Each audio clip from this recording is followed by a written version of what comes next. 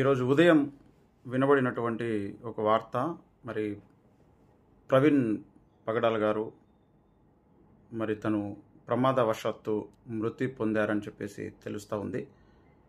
ఇది చాలా బాధాకరమైనటువంటి విషయం. మరి నిజంగానే వారు ప్రమాదవశాత్తే జరిగిందా, మరి ఎవరైనా కావాలని చేశారా అనేటువంటి విషయం అయితే అది సందిగ్ధంగా ఉన్నటువంటి పరిస్థితి కనబడుతూ ఉంది.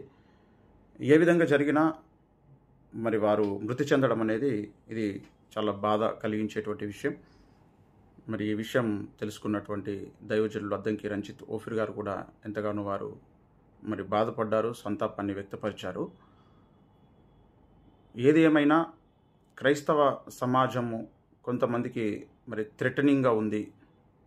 ఉన్నటువంటి మైనారిటీ అయిన క్రిస్టియన్స్ అందరూ కూడా ఇలాంటి కొంతమంది మరి నాయకులను, లీడర్స్గా ఉన్నటువంటి వాళ్ళను కోల్పోవడము అనేది బాధాకరమైనటువంటి విషయం.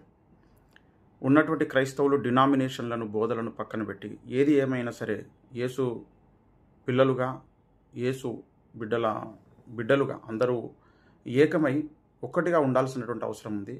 అది ఎంత త్వరగా ఏర్పడితే అంత మంచిది. మరి ఇలా వారు లేకపోవడం అనేది వారి కుటుంబానికి, సంఘానికి కూడా ఎంతో నష్టం. మరి వారి కుటుంబము, సంఘము దేవుని చేత ఆదరించబడాలని మేము ప్రార్థిస్తున్నాం. అందరూ కూడా ప్రార్థించండి. ఇలాంటి ఘటనలు మరి జరగకుండా ఉండాల్సిన అవసరం ఉంది. మరి ఏదేమైనా ఇంకా మరి వెళ్ళిపోయినటువంటి వారిని మనము ఇంకా యేసయ్య రాకడలోనే చూడగలుగుతాము, యేసయ్య చిత్తమును బట్టి. కనుక మరి వారికి, వారి కుటుంబానికి దేవుడు ఆదరణ, ఈ కలిగినటువంటి గాయాన్ని దేవుడే మాన్పాలని ప్రార్థన చేద్దాం. మరి జరిగినటువంటి సంఘటన అయితే చాలా బాధాకరమైనటువంటి విషయం.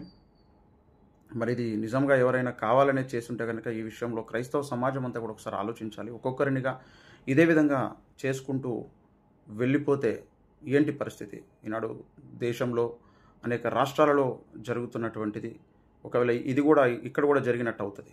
ఈ విషయంలో ప్రతి ఒక్కరు కూడా ఆలోచించాల్సినటువంటి అవసరం ఉంది.